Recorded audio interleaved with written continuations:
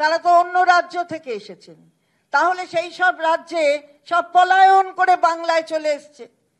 এখান থেকে নাকি পলায়ন করে যাচ্ছে। যাদের স্কিল আছে সেই স্কিলটাকে ইউজ করবার জন্য আমাদের মাননীয় নেত্রী বারবার বলেছেন যে ভারতবর্ষের যে কোনো জায়গায় যেতে পারে তারা, তাদের যাওয়ায় কোনো বাধা নেই।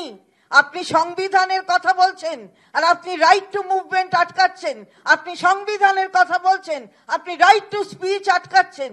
এই তো আপনার সংবিধানের প্রতি সম্মান আমরা দেখলাম। আর তার সাথে সাথে আমরা দেখলাম যে আপনার বড্ড ব্যথা মেয়েদের জন্য। উড়িষ্যা নাকি খুব ডেভেলপ করছে, খুব উন্নত হচ্ছে। কই উড়িষ্যার মেয়েটা যে পুড়ে মরে গেল, আপনি তো একটা বাক্য তার জন্য ব্যবহার করলেন না। এটা বুঝি উন্নতির লক্ষণ? আর এখানে হসপিটাল, মাননীয় সাধারণ সম্পাদক বলেছেন যেখানেই হয়েছে প্রশাসন তার ব্যবস্থা নিয়েছে, সঙ্গে সঙ্গে 24 ঘন্টার মধ্যে ধরা হয়েছে। যেখানেই যেটা হয়েছে ল কলেজে, সেখানেও 24 ঘন্টার মধ্যে যাদের বিরুদ্ধে অভিযোগ তাদের ধরা হয়েছে, তাদের কাস্টাডিতে নেওয়া হয়েছে। এবং আজও পর্যন্ত এই যে যেটা হাসপাতালের কথা বললেন, আজও পর্যন্ত কিন্তু আমাদের প্রশাসন যেখানে যা করেছিল তদন্ত, তার বাইরে গিয়ে আপনার প্রশাসনের মধ্যে অন্তর্গত যেটা, তারা তার থেকে বেশি কিছু পায়নি। সুতরাং আমরা প্রত্যেকটা ঘটনার নিন্দা করি। আমরা কখনো এই ধরনের ঘটনাকে সমর্থন জানাই না, কিন্তু আমরা দেখলাম আপনি করলেন, উড়িষ্যাকে উন্নত বললেন, অথচ উড়িষ্যায় মেয়েটি যে পুড়ে গেল তার কথা একবারও বললেন না। আসামেও ঠিক তেমনি ভীষণ নাকি গতিতে বেড়ে যাচ্ছে, আসাম নাকি আরো বেশি গতি। তাহলে 19 লক্ষ সেখান থেকে বাদ চলে গেছে, নাম এনআরসিতে বাদ চলে গেছে। আমরা এর আগেও বলেছি, পালিয়ে ভয়ে চলে এসেছে এখানে বহু মহিলা, বহু পুরুষ পালিয়ে চলে আসছে। রাজবংশীদের জোর করে তাদের নোটিশ ধরিয়ে দিচ্ছেন, তারা এখানে রয়েছে, তারা এখানকার নাগরিক, তারা ভারতবর্ষের নাগরিক। তারা সমস্ত তথ্য প্রমাণ দেওয়ার পরেও এটা আপনারা করছেন কেন? বাংলায় লিখছো। গতকালও আমরা একটা ভিডিও পেয়েছি, গুজরাটের সুরাত, সেই সুরাতে একজন পুলিশ, 2-3 জন পুলিশ গেছেন, একজন ব্যবসায়ীকে ধরে জিজ্ঞেস করছেন আপনি কি বাঙালি? ব্যবসায়ী বলছে না। তাহলে আপনার দোকানের সামনে বাংলায় লেখা কেন? অপরাধটা কি? আমরা জিজ্ঞাসা করছি। বলছে না, এখানে অনেকে আসেন তাই বাংলায় লেখা। আপনার নাম কি? আপনার তথ্য কি? আপনার ঠিকানা কি? কেন? গুজরাটে কি বাংলার মানুষ যাওয়া মানা? গুজরাটে কি বাংলা লেখা মানা? তাহলে তো আপনি সংবিধানকে ভায়োলেট করছেন। আপনি তো right two movement, right to speech, all other rights enshrined under the Constitution of India, আপনি সেগুলোকে ভায়োলেট করছেন। আর একটা জিনিস কিন্তু আনন্দের সঙ্গে আমরা লক্ষ্য করলাম, আজকে একবারও শ্রীরামচন্দ্রকে ডাকলেন না, একবারও না। কারণ এখানে এসেছেন, লক্ষ্মীর মূর্তি দেয়া হয়েছে, ভালো থাকবেন। আমরাও বলছি ভারত ভালো থাকুক, দেশ ভালো থাকুক, এটা নিশ্চয়ই বলবো। আবার দুর্গার মূর্তি নিয়েছেন, বাংলায় এসেছে দশভুজার এই যে আশীর্বাদ, সেই আশীর্বাদ দেশের প্রত্যেক মানুষের প্রতি থাকুক। ইউনেস্কোতে যিনি নিয়ে গেছেন, এই আশীর্বাদ ধন্য হওয়ার জন্য যাকে পুজো করা হয় তার নাম মমতা বন্দ্যোপাধ্যায়। এটা মনে রাখবেন, দ্বিভুজা যদি চিন্ময়ী হয় তবে এই দশভুজা মৃন্ময়ী রূপে তাকে স্বীকৃতি দেয় সারা বিশ্ব। এটা হয়েছে কারণ চিন্ময়ী রূপে মমতা বন্দ্যোপাধ্যায় এটা নিয়ে গেছেন দশভুজাকে ইউনেস্কোতে স্বীকৃতি দিতে। ফলে আপনি ওই শ্রীরামচন্দ্র যিনি দশভুজার অকাল বোধন করেছিলেন, আপনি তাকে আজকে একদম নাম উচ্চারণ করেননি। তো যাই হোক, এই পরিবর্তনটা আমরা দেখলাম। সুতরাং পরিবর্তন বাংলা চায় না, সরকারের নয়। 50টা সিট পাবেন কিনা সেটা হাতে গুনে গুনে দেখুন। আমরা বলতে চাই আগে থেকে 50টাও সিট পাবেন না। সুতরাং ওসব বড় বড় কথা বলবেন না। বড় বড় কথা যত না বলেন ততই মঙ্গল। বাংলা আপনাদের বুঝে নিয়েছে, দেখে নিয়েছে, আর বঙ্গভাষীদের ওপর আপনাদের দরদ কেমন সেটাও বুঝে নিয়েছে। দেখুন, প্রধানমন্ত্রী বলেছেন পরিবর্তন চায়, তো আমরা দেখলাম পরিবর্তন মানে এটা কি। মমতা বন্দ্যোপাধ্যায় এবং তৃণমূল কংগ্রেস, মমতা বন্দ্যোপাধ্যায়ের নেতৃত্বে তৃণমূল কংগ্রেস, মমতা বন্দ্যোপাধ্যায়ের মুখ্যমন্ত্রিত্বে মাটি মানুষের সরকার ছিল, আছে, থাকবে। পরিবর্তনটা হয়ে গেল কার? পরিবর্তনটা হয়ে গেল নরেন্দ্র মোদীর। জয় শ্রীরাম দিয়ে শুরু হলো না, জয় মা দুর্গা, জয় মা কালী। এই পরিবর্তনটা বাংলায় আস্তে আস্তে নরেন্দ্র মোদীর হয়ে গেছে। উনি চেঞ্জ হয়ে গেছেন, ওনার পরিবর্তন হয়ে গেছে। নরেন্দ্র মোদীকে প্রথম বলুন 11 বছরের মাথায় বাংলায় এসে জয় শ্রীরামটার মুখ থেকে বেরোলো না কেন? এটাই পরিবর্তন।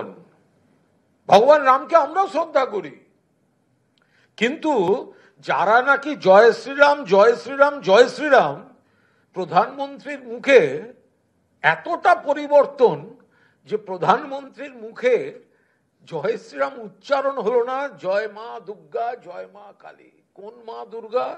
বিজেপি বলতো বাংলায় নাকি দুর্গা পুজো হয় না, বাংলার ঘরে ঘরে দুর্গাপুজো, দুর্গাপুজো কমিটিগুলিকে মমতা বন্দ্যোপাধ্যায় সরকারের সাহায্য, দুর্গাপুজোর কার্নিভাল বিশ্বব্যাপী ঐতিহ্যের যার স্বীকৃতি। আর মা কালী দক্ষিণেশ্বরে রয়েছেন, কালীঘাটে রয়েছেন।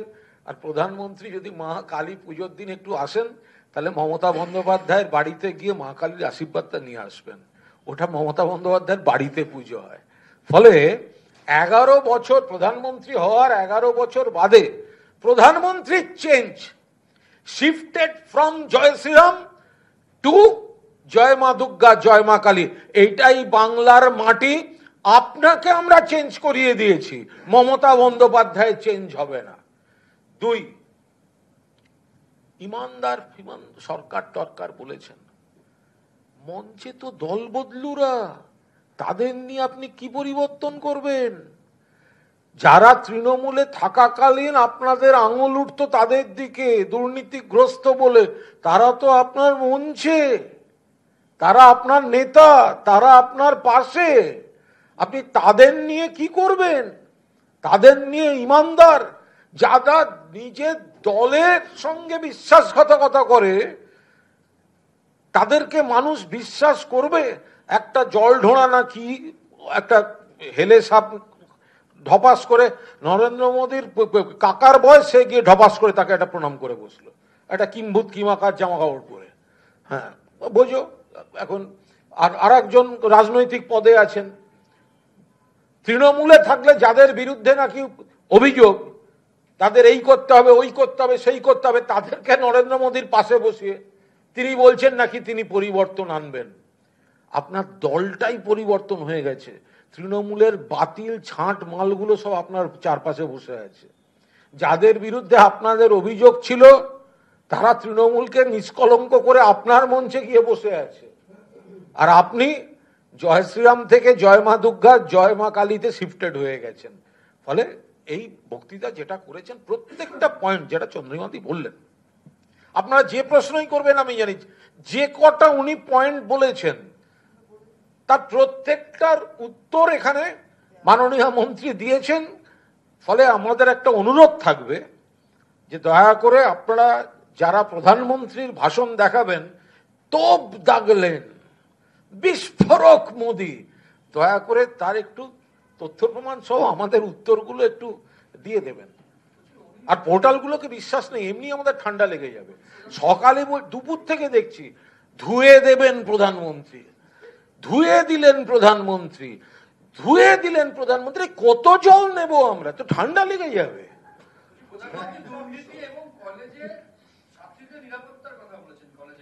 একদম সারা ভারতের ক্ষেত্রেই এই বিষয়টা সত্য। ছাত্রীদের নিরাপত্তা তো আমরা সবাই চাই। পশ্চিমবঙ্গে অতীতে যে নারী নির্যাতন হয়েছে, ছাত্রী কেন, শুধু সন্ন্যাসিনীরা রেহাই পায়নি বিজন সেতুর উপর, ও ডাক্তার, মহিলা ডাক্তার ডক্টর অনিতা দেওয়ান রেহাই পাননি, বিজেপি শাসিত রাজ্যগুলোতে একের পর ওড়িশায় তো বোধহয় 10 দিনের শেষ ঘটনাটা তো ভয়ঙ্কর। কলেজের মধ্যে বিভাগীয় প্রধান শিক্ষকরা শ্লীলতাহানি করছে, মেয়েটি বিচার পাচ্ছে না, নিজে গায়ে আগুন দিয়ে মারা যাচ্ছে। উত্তরপ্রদেশে পুলিশ কনস্টেবল ছাত্রীকে রেপ করছে। মধ্যপ্রদেশে বিজেপির শাসিত রাজ্যে সরকারি হাসপাতালে নার্সকে ফেলে তার বুকের উপর বসে গলা কেটে খুন করছে। পরের পর ঘটনা ঘটছে। এরপরে মণিপুর, গুজরাট, ত্রিপুরা, ওড়িশা তো মিছিল চলছে। সেই নরেন্দ্র মোদী যদি এসে এখানে নারী নিরাপত্তার কথা বলেন, এই কথাটার কোনো যুক্তিসম্মত একটা ব্যাপার হলো? এখানে খারাপ ঘটনা যেটা ঘটেছে সঙ্গে সঙ্গে পুলিশ ব্যবস্থা নিয়েছে। সামাজিক ঘটনা, বিকৃত মানসিকতার কেউ যা করেছে, কতগুলো পুলিশ ফাঁসির সাজা করিয়ে এনেছে সরকারের, পরপর তদন্তে ফাঁসির সাজা করিয়ে এনেছে। ফলে একটা মিথ্যাচার করলেন উনি আরজিকর বলার পর আরজিকরের ঘটনায় কিন্তু 24 ঘন্টার মধ্যে পুলিশ গ্রেফতার করেছে। এবং আপনার সিবিআই, নরেন্দ্র মোদীর সিবিআই, কলকাতা পুলিশের গ্রেফতারিটা যে ঠিক ছিল ধর্ষণ এবং খুনের মামলায়, আপনার সিবিআই সেটা সার্টিফাই করে দিয়েছে কোর্টে। আপনি আবার কথা বলছেন কি? দ্বিতীয় কসবার ঘটনা, সঙ্গে সঙ্গে অ্যারেস্ট হয়েছে। আপনি বলছেন তৃণমূল নাকি দোষীদের মদত দিচ্ছে। আরে মদত কোথায়? অ্যারেস্ট হয়েছে। এবার যদি কন্ট্রাডিকশনটা আপনারা একটু দেখান, নরেন্দ্র মোদী বলছেন নারী নির্যাতন, মদত দেয়া, আমাদের সোনার মেয়ে কুস্তিগির সাক্ষী মালিকদের শ্লীলতাহানি করা, বিজেপির এমপি ব্রিজভূষণ, নরেন্দ্র মোদী আপনার পেছনে বসে লোকসভায় কাটিয়ে গেলেন এমপিশিপ। কি করেছেন আপনি? তাদের কি করছিলেন তখন আপনি? আপনার এমপি শ্লীলতাহানিতে অভিযুক্ত। মেয়েগুলো রাস্তায় দিল্লিতে ধর্নায় বসেছিল উই ওয়ান্ট জাস্টিস বলে, অমিত শাহের পুলিশ গিয়ে তাদের ঘাড় ধাক্কা দিয়ে তুলে নিয়ে গেছে। আপনি এখানে শেখাতে এসছেন? কোথায় ছিলেন তখন? প্রজ্জ্বল রেভানা, আপনি মদত দেননি। ফলে আপনি সমস্ত স্ববিরোধী কথা বলে গেছেন এখানে। আপনি যে কটা, নরেন্দ্র মোদীজি আপনি এমন থুতু ফেললেন ওপর দিকে, ওই থুতুটার প্রতিটা বিন্দু আপনার মুখে পড়ছে। আই রিপিট, প্রধানমন্ত্রী নরেন্দ্র মোদী, আপনি যে থুতুটা ফেললেন ওপর দিকে, তার প্রতিটা বিন্দু আজকে আপনার মুখের উপর পড়ছে। যে কটা ডিস্টর্টেড অভিযোগ আপনি করেছেন, প্রত্যেকটাতে আপনার সরকার, কেন্দ্রের সরকার অথবা আপনার দলের কোনো না কোনো রাজ্য সরকার তাতে অভিযুক্ত।